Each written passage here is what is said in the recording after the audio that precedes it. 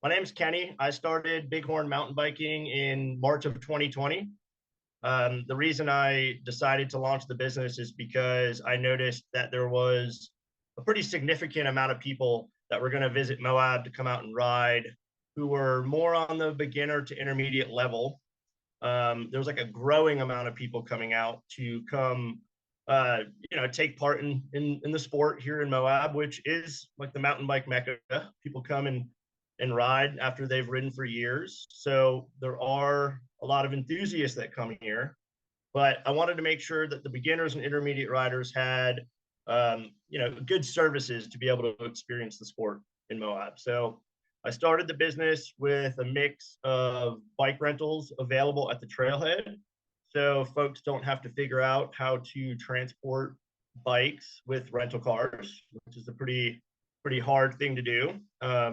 And then along with that, we decided to offer guided experiences so guides can go along and help people that are getting into the sport learn, the tricks and tips of riding this type of desert terrain.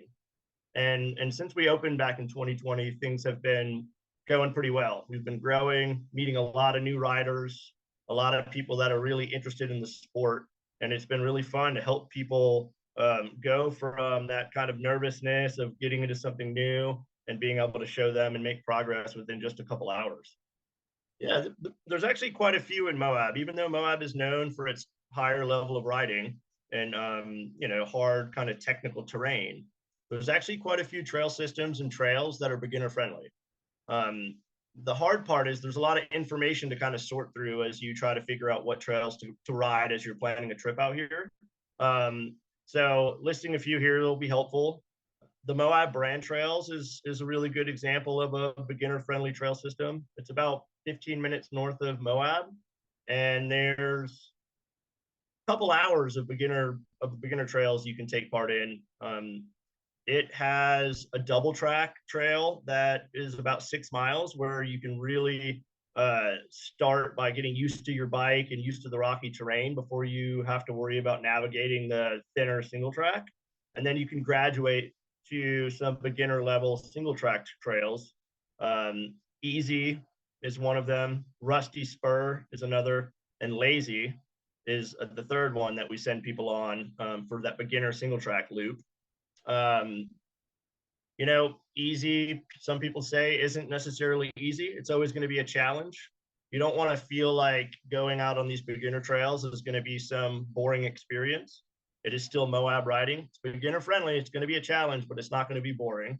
So that's a really good experience to start with, especially since it's so close to town. That trail system borders arches, so it's scenic. You can see balanced rock, you can see windows out in the distance. So, you're not just going out and having some mountain bike experience out in the desert, which is obviously fun on its own. It's going to be scenic also. Most groups, whether it's a family or a group of friends, is going to have a mixed, riding level within the group. Most folks like to start off and ride the beginner stuff all together. That way, you're enjoying each other's company while you're out riding. Out at the Moab Brand Trails, you have quite a few more advanced options. So the more advanced riders can split off and go ride for a couple hours. The trails that we typically go ride after we do the beginner trails to step up to the next level, the more intermediate level trails, is North 40. That's a really fun, it feels pretty advanced for people who aren't used to riding intermediate desert terrain. So you definitely consider that. But it is considered a solid intermediate here in Moab. And I like to ride that counterclockwise. I think that's the best way for that loop to be ridden. Additionally, you can add a little fun, little flowy side hit called Maverick, which is in the middle of that trail loop, and then continue on along the loop. And then on top of that, you can include Circle O, which is very unique. That is one of those fully slick rock trails. It is different than the famous slick rock trail because it's a different sandstone layer. So it feels a little different terrain wise. It's a little more bumpy and technical, but it's one of those trail systems that's 100% painted on the rock. And you just follow a line painted on the rock, and you just follow that line throughout the whole loop. The other beginner option that's super popular is called Deadhorse Point State Park.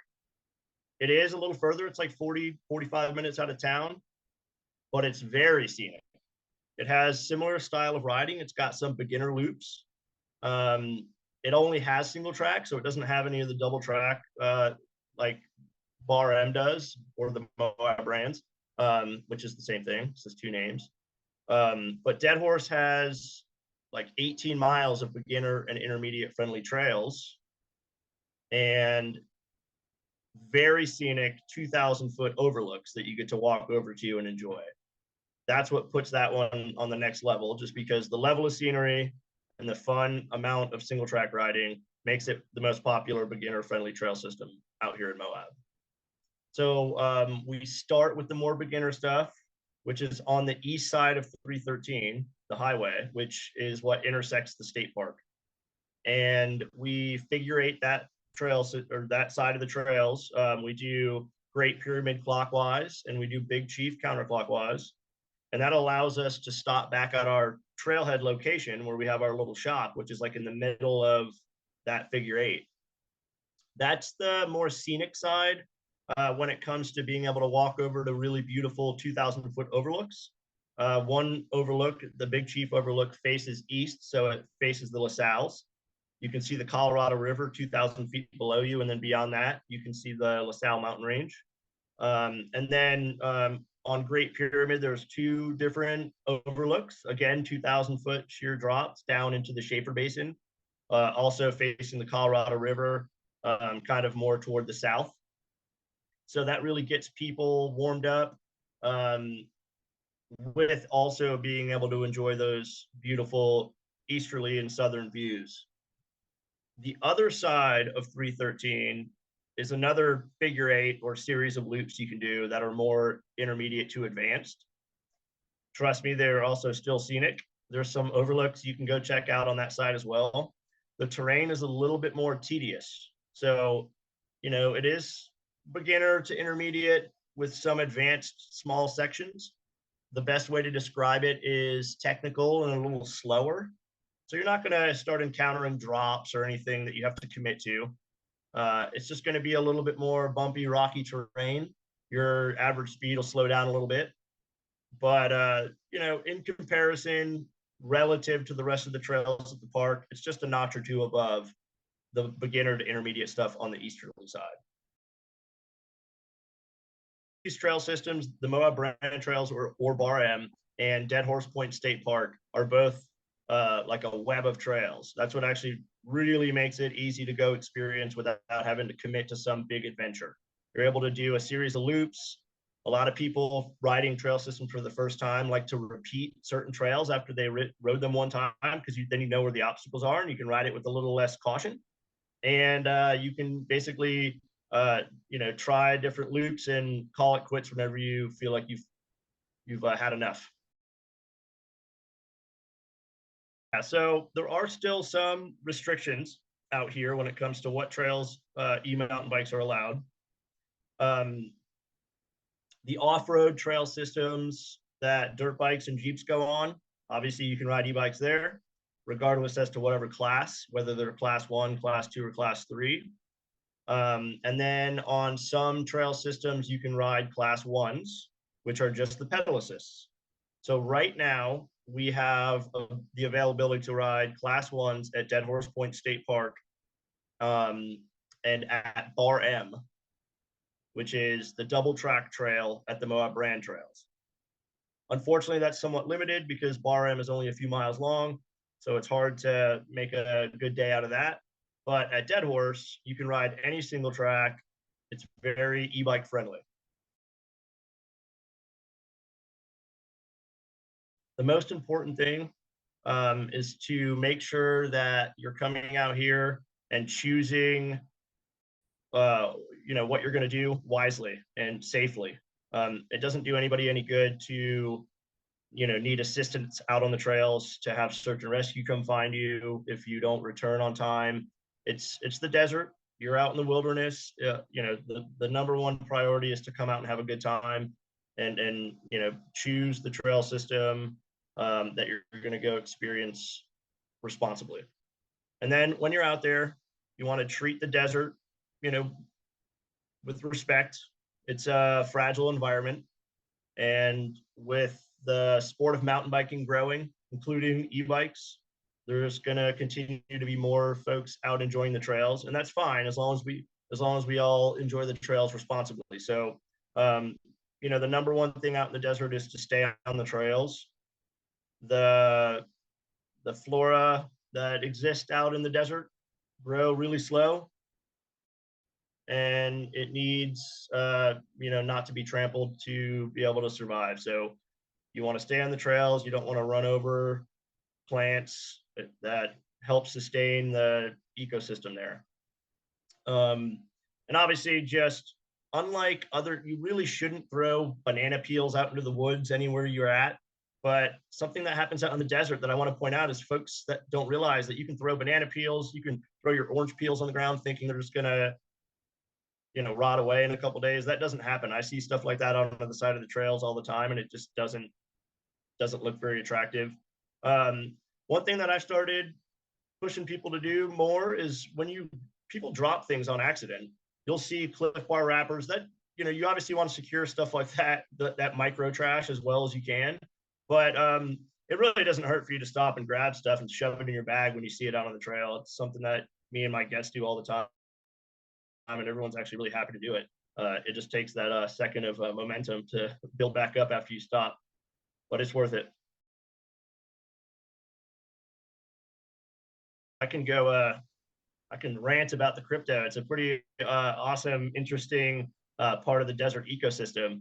You know, when I first moved here from Florida, coming from an ecosystem that is, you know, vast and has tons of different things, creatures living and plants growing, I thought the desert wasn't as interesting at first, but I've realized that there's actually a lot of dynamic parts to the ecosystem, and the cryptobiotic soil is one of the most important for sure. And what it is, it's a you know, it's a collection of cyanobacteria that's, you know, interwoven with mosses and lichen that grows as like a mat over the dirt. And what it does is it holds the nutrients that the plants eat in the root zone. So it allows plants to actually exist in the sandier clay desert mix of soil. And it takes a long time to regrow. So if you were to ride a bike off trail through it, you can see your tire track for months sometimes. And when that gets trampled and it creates little spots where the dirt can erode away or blow away. Something that you'll actually see that's interesting in the desert is when wind is whipping across on our windier days, there's big clouds of dust that are blowing up off of the roads. And the dirt is held in place, even in those windy conditions, by that crypto. The most common question people have is how are we going to transport the bikes to the trails? The reason being, the majority of people that are coming to visit town are using rental cars. And rental cars obviously don't come equipped with bike racks, and they also don't come equipped with trailer hitches most of the time. So for anybody who has a group of more than two, you can't really rent a bike rack that straps to your car. You probably don't want to rent a bike rack that straps to your car anyway, because it's a rental. So that question, how are we going to get the bikes to the trails? We take care of that. We transport the bikes to the trailheads, both Deadhorse Point and the Moab Brand Trails, to eliminate that. Helmets are included. You just have to show up to the trailhead ready to ride. So that's certainly the most common question. People are usually, the second most common is people wondering whether or not the mountain biking experience is good for them. And I would say we have been able to send people out to have a good time who have never mountain biked before. So although Moab trails are real mountain bike trails, these aren't dirt paths, we can give you the tools that you need to know how to experience the terrain and make progress through your day. So that's important. It's pretty intimidating to go try a sport in one of the most popular, you know, regions for that sport. So it's awesome to be able to send people out that are experiencing mountain biking for the first time, calm their nerves, give them the tips that they need to go out and ride. And then the third most common question, do I need a reservation? So this time of year, our bookings are pretty much booked out. So it really depends on what time of year you come. Because Deadhorse Point is 45 minutes from town, it's important for you to know that your bike is going to be ready up at the trailhead before you leave town and drive that far. If you're sure you want to ride, it's better just to make that reservation than to drive up to the trail system and show up and not have a bike available. Yeah, so our guided tours, we keep it pretty simple in the fact that all of our tours are, for the most part, up to 4 hours. So we only book private tours, so the length of the tour is going to be completely determined by your group. You're not going to be forced to ride for longer than you want to, but you will definitely ride at least up to 4 hours. The only thing that differs between the tours that we offer is the location and the start time. So we offer tours at Deadhorse Point State Park in the morning, in the afternoon, and during certain periods of the year, we offer a sunset tour. Like I said, each of those is around 4 hours. They're always private. We don't like to group different groups together just because there's usually a variety of ability levels. So we like to keep each group, riding at the pace that they want to, which is going to guarantee that the group has a good time. And Right. those products come with a guide, with the bikes, with helmets, with snacks, and with water. So again, just like the rentals, you just have to show up ready to ride, basically in the same type of gear you would have to go hiking. The guide will start by setting you up on the bikes, giving you some trail riding tips, answering any questions you have, and then going out on the trails and practicing those tips. So the difference between the rental and the guided tour is that when you set out onto the trails, the guide is doing all the navigating for you, obviously, but also teaching you about the desert and teaching you how to mountain bike. A lot of those tips that you learn, the half a dozen tips when it comes to shifting and stance and momentum and where to look, those things can really come in handy, and the guide practices those tips with you on appropriate level of terrain.